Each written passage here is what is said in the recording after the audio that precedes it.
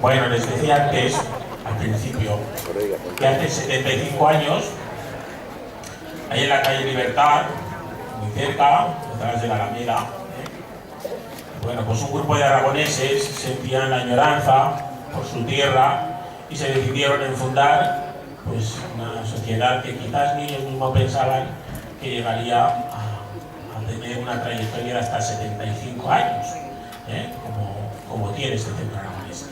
Y 10 años después, hace 65 años, por las fiestas de agosto, tal como estamos ahora mismo, se organizó un festival de jotas en el que participó la rondalla y asistente, y bueno, pues unas personas empezaban a cantar y a bailar.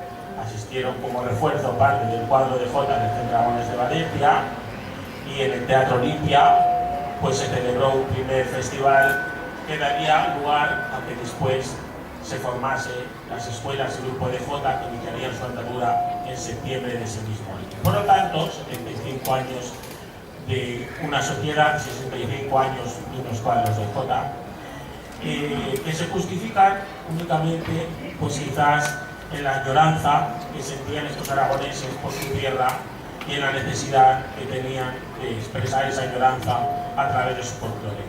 Esto mismo lo expresa en su letra y en su música un paso doble jota que también lo popularizó Concha Puello y que seguidamente les van a interpretar nuestros más jóvenes cantadores.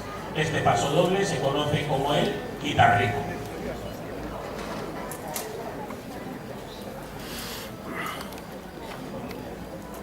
Sí, pero ¿y dónde dejar el coche? Y se ha ido.